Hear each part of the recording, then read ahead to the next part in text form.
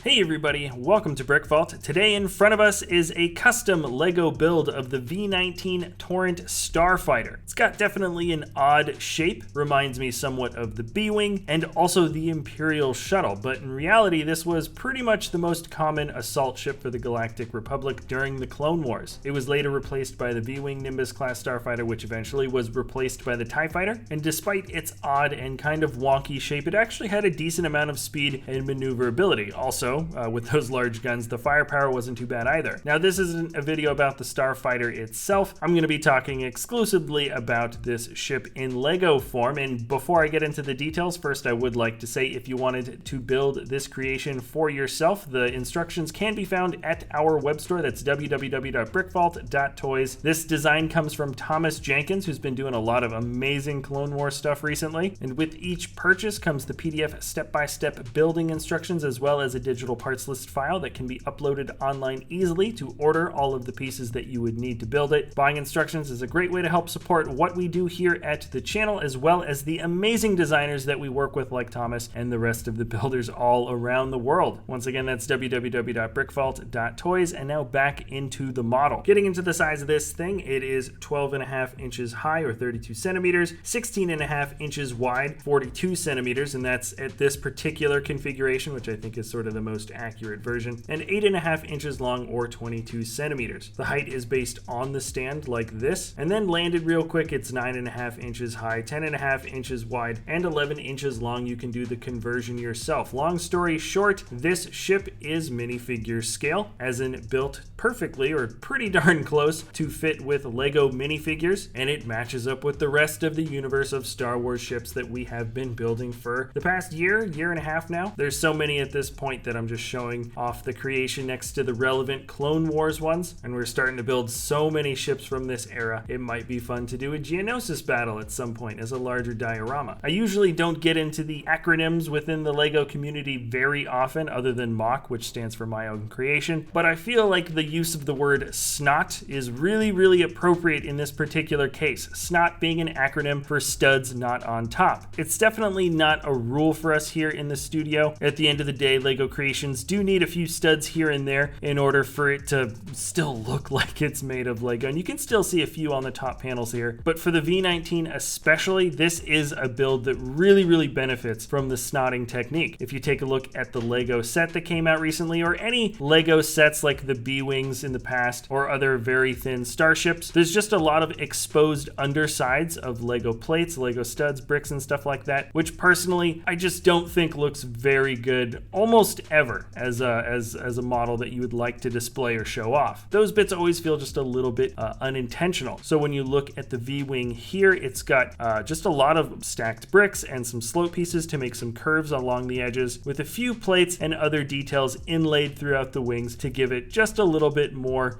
realistic detail. This is truly one of the LEGO models in the web store that I think really benefits from this technique, and as a LEGO model, it does indeed have some interactive functions, so let's get into those. Of course, you can put a minifigure in the cockpit. You just take the windscreen off. There's plenty of space for the pilot to fit. Inside, there's a nice build for a seat, as well as some basic detail to show some controls. Then, of course, the wings can ratchet up and down, or the S-foils. They've got as much range or posability as you can imagine. They can go all the way up and even a little bit further, and all the way back down until they hit the fin in the center. Now, if you're even more familiar with the design of this ship, you'll know how these things land, and this is why it reminds me of the Imperial Shuttle, like I said in the beginning, because when the bottom fin, I don't know how to say this, turns into the top fin when it folds back, and then the S-foils fold up, it does indeed have a bit of a reminiscent shape of that of the Imperial Shuttle. Essentially, the folding function is pretty simple. There's a Technic pin on the inside where it pivots, and then it just barely clips on with a little modified bar plate on the inside. When you fold it back forward, there's one or two open studs on the bottom where the fin connects there, and then when you see when it's put into the stand and I shake it around a little bit, there's a slight amount of wobbliness. I like to show the durability and the handling of each of these models, so just letting you guys know this is sort of what the model looks like when you move it around and shake it. There's a little bit of wobbliness for the bottom, but I haven't yet had a moment where the bottom fin would break away. In fact, let me just get into the handling part of the model right now. As you can see, it's pretty easy to pick up. For any custom build, of course, there are places that you prefer to hold it, and also just where it's more convenient. But the V-19 Starfighter can be held pretty easily by both the front, the back, and the wings on either side, and at the end of the day, it's still very swooshable. Also, in case you were curious, the building instructions for the stand are included as well. It's kind of similar to how the B-wing is set up, slightly different. And also, I don't know if you noticed when I was handling it just earlier a second ago, but the undersides of the studs aren't even showing on the bottom of the hull. Thomas really did go the extra mile in order to make this thing look awesome. I know it went through a couple of different redesigns in order to make it a little bit more structurally sound, and I also feel like he went in and cleaned up tiny little details as well during sort of the second design phase. My personal favorite detailing for this ship is the combination of slope and hinge pieces used to create the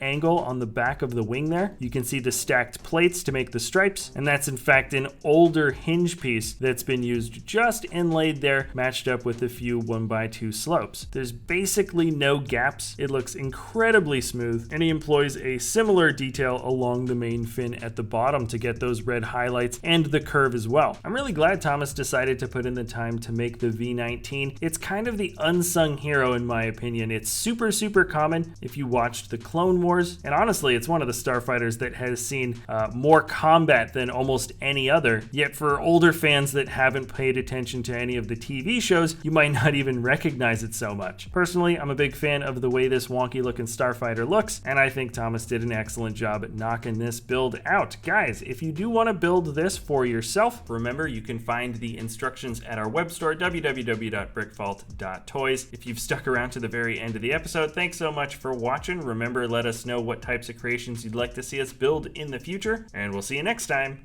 at BrickVault.